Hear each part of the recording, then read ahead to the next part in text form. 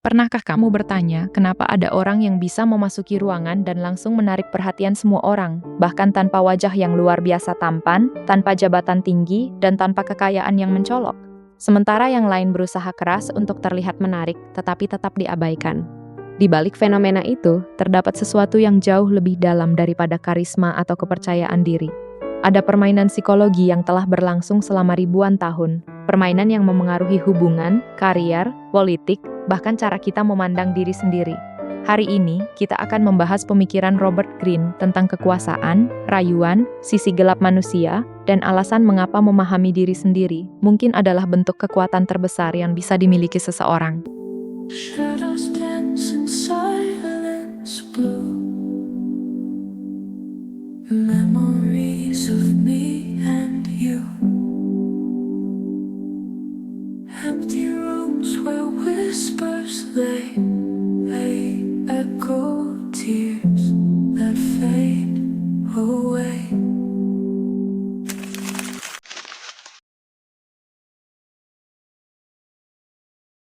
Ketika mendengar kata kekuasaan, kebanyakan dari kita langsung membayangkan sosok-sosok besar.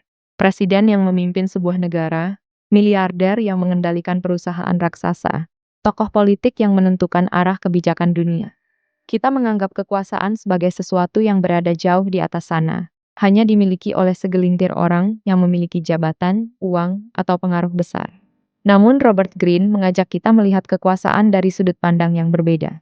Menurutnya, kekuasaan bukan pertama-tama tentang kemampuan mengendalikan orang lain. Kekuasaan adalah perasaan bahwa kita memiliki kendali atas hidup kita sendiri. Sebuah keyakinan bahwa tindakan yang kita lakukan memiliki dampak, bahwa pilihan yang kita ambil dapat mengubah masa depan, bahwa kita bukan sekadar penumpang yang terbawa arus keadaan. Jika dipikirkan lebih dalam, banyak penderitaan manusia sebenarnya tidak berasal dari kemiskinan, kegagalan, atau kehilangan semata. Penderitaan sering muncul ketika kita merasa tidak berdaya, ketika suara kita tidak didengar, ketika usaha yang kita lakukan terasa sia-sia, ketika hidup seolah ditentukan oleh keputusan orang lain. Perasaan tidak memiliki kendali itulah yang perlahan menggerogoti semangat manusia dari dalam. Greene bahkan berpendapat bahwa ketidakberdayaan seringkali lebih merusak daripada kekuasaan itu sendiri. Seseorang yang merasa tidak memiliki pengaruh atas hidupnya dapat berubah menjadi pribadi yang penuh frustrasi, mudah iri terhadap keberhasilan orang lain, atau terjebak dalam perilaku pasif-agresif yang merusak dirinya sendiri maupun lingkungannya. Ironisnya, kondisi ini justru muncul di era yang disebut sebagai era kebebasan. Kita hidup di zaman ketika informasi tersedia di ujung jari. Kita bisa belajar apa saja melalui internet, membangun bisnis dari rumah, dan terhubung dengan orang-orang di seluruh dunia. Secara teori, kesempatan kita jauh lebih besar dibanding generasi sebelumnya. Namun mengapa begitu banyak orang tetap merasa cemas, kehilangan arah, dan tidak puas dengan hidupnya?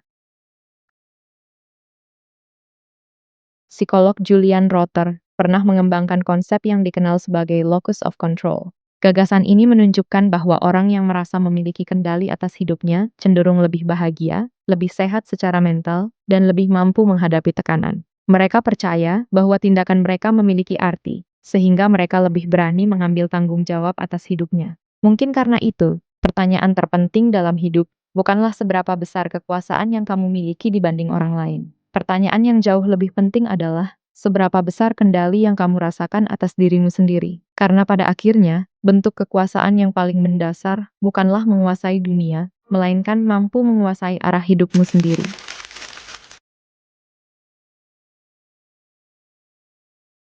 Sejak kecil, kita sering mendengar nasihat yang terdengar sederhana, jadilah dirimu sendiri. Kalimat itu terdengar indah, bahkan seolah menjadi jawaban untuk berbagai masalah kehidupan. Namun ketika kita tumbuh dewasa dan mulai berinteraksi dengan dunia yang lebih luas, kita perlahan menyadari bahwa kehidupan sosial ternyata tidak sesederhana itu. Robert Greene berpendapat bahwa manusia pada dasarnya adalah makhluk yang memainkan peran. Setiap hari, tanpa sadar, kita mengenakan berbagai macam topeng. Ketika berada di tempat kerja, kita menampilkan diri sebagai sosok yang profesional, kompeten, dan terkendali. Ketika pulang ke rumah, kita menjadi anak, pasangan, atau orang tua dengan karakter yang berbeda. Di media sosial, kita seringkali menampilkan versi terbaik diri kita, memilih foto, kata-kata, dan cerita yang ingin dilihat orang lain. Menariknya, Greene tidak melihat hal ini sebagai sesuatu yang buruk. Ia tidak menganggap penggunaan topeng sosial sebagai bentuk kemunafikan. Justru menurutnya, kemampuan memainkan peran adalah bagian alami dari kehidupan manusia. Selama ratusan ribu tahun, nenek moyang kita bertahan hidup dalam kelompok. Mereka harus memahami aturan sosial, membaca emosi orang lain, dan menyesuaikan perilaku agar bisa diterima oleh komunitasnya. Kemampuan itu menjadi salah satu alasan mengapa manusia mampu bertahan dan berkembang dibanding banyak spesies lainnya. Pandangan ini memiliki kemiripan dengan teori dramaturgi dari sosiolog terkenal, Erving Goffman. Ia menggambarkan kehidupan sosial seperti sebuah panggung teater. Setiap orang adalah aktor yang memainkan peran tertentu di hadapan audiens yang berbeda. Kita terus-menerus mengelola kesan yang ingin ditampilkan kepada dunia. Namun, di balik kemampuan itu, terdapat bahaya yang sering tidak disadari. Masalah sebenarnya bukan karena kita memakai topeng. Masalah muncul ketika kita lupa bahwa topeng itu hanyalah alat, bukan identitas kita yang sesungguhnya. Banyak orang menghabiskan puluhan tahun mengejar karier, status sosial, atau citra tertentu, hanya karena peran itu mendapat pengakuan dari lingkungan sekitar. Dari luar mereka tampak sukses, dihormati, dan bahagia. Namun di dalam diri mereka, muncul perasaan kosong yang sulit dijelaskan. Mereka tidak lagi tahu apakah keputusan yang mereka ambil benar-benar berasal dari keinginan mereka sendiri, atau hanya tuntutan dari peran yang mereka mainkan. Karena itu, tantangan terbesar manusia modern bukanlah hidup tanpa topeng. Itu hampir mustahil. Tantangan yang sesungguhnya adalah mengetahui kapan harus memakainya untuk berinteraksi dengan dunia, dan kapan harus melepaskannya agar tetap terhubung dengan diri sendiri.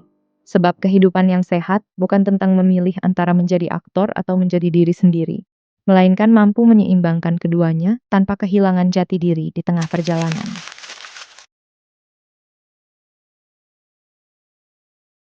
Ada satu gagasan dari Robert Greene yang mungkin terdengar tidak nyaman untuk didengar, tetapi justru menjadi salah satu pelajaran paling penting dalam memahami diri sendiri. Gagasan itu adalah bahwa setiap manusia memiliki sisi gelap. Tidak peduli seberapa baik, seberapa cerdas, atau seberapa bermoral seseorang terlihat di hadapan dunia, selalu ada bagian dalam dirinya yang tidak ingin ia tunjukkan kepada orang lain. Kita semua pernah merasa iri ketika melihat orang lain lebih sukses. Kita semua memiliki ego yang ingin dihargai dan diakui. Kita pernah merasakan amarah, dendam, atau keinginan untuk membuktikan bahwa diri kita lebih baik dari orang lain. Bahkan kebutuhan untuk mendapatkan perhatian dan validasi adalah sesuatu yang hampir universal dalam kehidupan manusia. Masalahnya bukan karena sifat-sifat itu ada. Masalah muncul ketika kita meyakinkan diri bahwa kita tidak memilikinya sama sekali. Kita dengan mudah melihat kesombongan pada orang lain, tetapi sulit melihat kesombongan dalam diri sendiri. Kita cepat mengkritik ego orang lain, tetapi tidak menyadari bagaimana ego kita sendiri memengaruhi keputusan sehari-hari. Disinilah Greene sejalan dengan pemikiran psikolog Carl Jung tentang konsep shadow atau bayangan diri. Menurut Jung, setiap manusia memiliki bagian kepribadian yang disembunyikan, ditekan, atau ditolak karena tidak sesuai dengan citra ideal yang ingin kita pertahankan. Kita ingin percaya bahwa kita selalu rasional, baik hati, dan objektif. Karena itu, segala sesuatu yang bertentangan dengan gambaran tersebut, kita dorong ke dalam alam bawah sadar. Namun sisi gelap yang ditolak tidak benar-benar menghilang.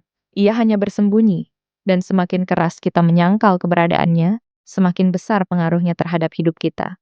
Seringkali kemarahan yang meledak-ledak, kecemburuan yang tidak terkendali, atau keputusan impulsif yang kita sesali, berasal dari bagian diri yang tidak pernah kita kenali dengan jujur. Greene berpendapat bahwa kesadaran diri adalah awal dari kekuatan yang sesungguhnya.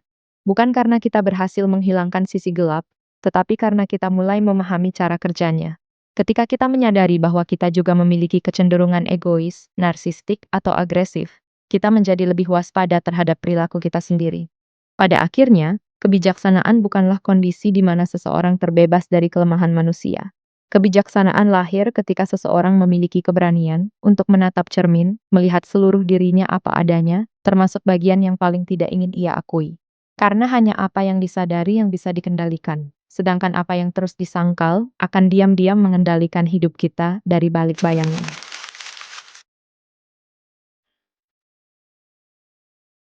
Ketika mendengar kata narsisme, kebanyakan orang langsung membayangkan seseorang yang egois, haus perhatian, dan merasa dirinya lebih penting daripada orang lain. Dalam budaya populer, narsisme hampir selalu diposisikan sebagai sesuatu yang negatif. Seolah-olah hanya orang-orang tertentu yang memiliki sifat tersebut, sementara yang lain sepenuhnya bebas darinya. Namun Robert Greene menawarkan cara pandang yang jauh lebih menarik dan lebih manusiawi. Menurutnya, narsisme bukanlah penyakit yang hanya dimiliki sebagian orang. Dalam kadar tertentu, narsisme adalah bagian dari kondisi dasar manusia. Kita semua ingin merasa berharga, kita semua ingin dicintai, kita semua ingin diakui keberadaannya. Tidak ada yang salah dengan kebutuhan tersebut, karena pada dasarnya manusia memang makhluk sosial yang membutuhkan penerimaan dari orang lain. Pandangan ini sejalan dengan teori psikolog Heinz Kohut, yang menjelaskan bahwa narsisme merupakan bagian normal dari perkembangan manusia. Ketika masih kecil, seorang anak membutuhkan perhatian, kasih sayang, dan validasi dari orang tua atau lingkungan terdekatnya. Melalui pengalaman itulah, seorang anak belajar bahwa dirinya berharga dan layak dicintai. Dari proses tersebut, terbentuk fondasi harga diri yang sehat. Masalah mulai muncul ketika kebutuhan emosional itu tidak terpenuhi secara memadai. Ada anak yang tumbuh tanpa perhatian yang cukup. Ada yang terus-menerus dikritik. Ada yang merasa diabaikan atau tidak pernah dianggap penting. Luka-luka kecil yang terjadi pada masa awal kehidupan seringkali terbawa hingga dewasa tanpa disadari. Akibatnya, sebagian orang menjadi sangat haus akan perhatian. Sebagian lainnya menjadi sangat sensitif terhadap kritik. Ada pula yang mencoba mengisi kekosongan dalam dirinya melalui status sosial, kekayaan, jabatan, atau pencapaian yang terus-menerus dikejar tanpa pernah memberikan kepuasan yang bertahan lama. Menariknya, Green tidak mengatakan bahwa solusi dari masalah ini adalah menghilangkan rasa cinta terhadap diri sendiri. Justru, ia memperkenalkan gagasan yang disebut sebagai healthy narcissism, atau narsisme yang sehat. Dalam bentuk ini, seseorang tetap memiliki penghargaan terhadap dirinya sendiri, tetapi tidak terjebak di dalamnya. Ia mampu mengubah kebutuhan untuk dihargai menjadi kemampuan menghargai orang lain. Ia menggunakan rasa percaya dirinya untuk berkarya, membantu, dan memberikan sesuatu yang bernilai bagi dunia di sekitarnya. Pada akhirnya, kedewasaan bukanlah tentang berhenti mencintai diri sendiri. Kedewasaan adalah ketika kita tidak lagi menjadikan diri kita sebagai pusat dari segala hal. Kita belajar menerima diri apa adanya, sambil tetap membuka ruang untuk memahami, mencintai, dan peduli terhadap orang lain. Karena cinta yang sehat bukan hanya mengalir ke dalam diri, tetapi juga mengalir keluar dan memberi makna bagi kehidupan di sekitar kita.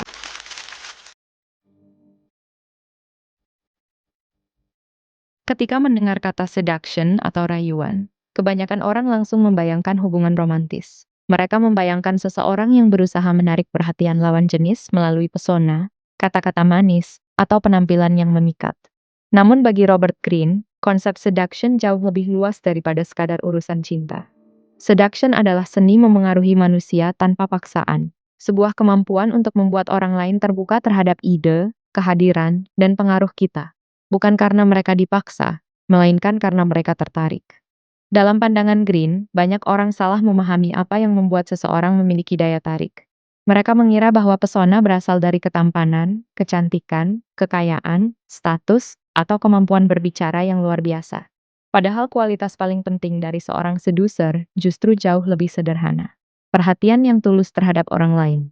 Masalahnya, sebagian besar dari kita terlalu sibuk memikirkan diri sendiri. Saat bertemu orang baru, pikiran kita dipenuhi pertanyaan-pertanyaan yang berpusat pada diri sendiri. Apakah aku terlihat menarik? Apakah aku terdengar cerdas? Apakah mereka menyukaiku? Apakah aku mengatakan hal yang salah? Tanpa disadari, kita begitu fokus pada diri sendiri hingga gagal benar-benar hadir dalam percakapan. Green menjelaskan bahwa orang yang memiliki daya tarik kuat biasanya melakukan hal yang sebaliknya. Mereka tidak terobsesi pada bagaimana mereka terlihat. Mereka lebih tertarik memahami orang di hadapannya. Mereka mendengarkan dengan penuh perhatian, mereka memperhatikan detail-detail kecil yang sering diabaikan orang lain. Mereka mencoba memahami harapan, ketakutan, impian, dan kebutuhan seseorang tanpa terburu-buru menghakimi atau mengarahkan pembicaraan kembali kepada diri mereka sendiri. Menariknya, berbagai penelitian dalam komunikasi interpersonal mendukung gagasan ini. Kemampuan mendengarkan secara aktif terbukti menjadi salah satu faktor terpenting dalam membangun kepercayaan, kedekatan emosional, dan hubungan yang bermakna. Ketika seseorang merasa didengar dan dipahami, ia secara alami menjadi lebih terbuka dan lebih nyaman berada di dekat kita. Pada akhirnya, daya tarik terbesar ternyata bukan berasal dari wajah yang sempurna, rekening yang besar, atau status sosial yang tinggi. Daya tarik terbesar adalah kemampuan membuat orang lain merasa dilihat, merasa dihargai, merasa bahwa keberadaan mereka benar-benar berarti. Dan mungkin disitulah pelajaran terbesar dari Robert Greene. Kekuatan sejati bukanlah kemampuan untuk mengendalikan orang lain. Kekuatan sejati lahir dari kemampuan memahami diri sendiri, menerima sisi gelap yang ada dalam diri kita, mengendalikan ego, dan membangun hubungan yang membuat orang lain merasa bernilai. Karena semakin dalam kita memahami manusia, semakin dalam pula kita memahami siapa diri kita sebenarnya. Terima kasih sudah menonton sampai akhir. Tulis pendapat kamu di kolom komentar, lalu jangan lupa like, subscribe, dan nyalakan lonceng notifikasinya, supaya kamu tidak ketinggalan video berikutnya.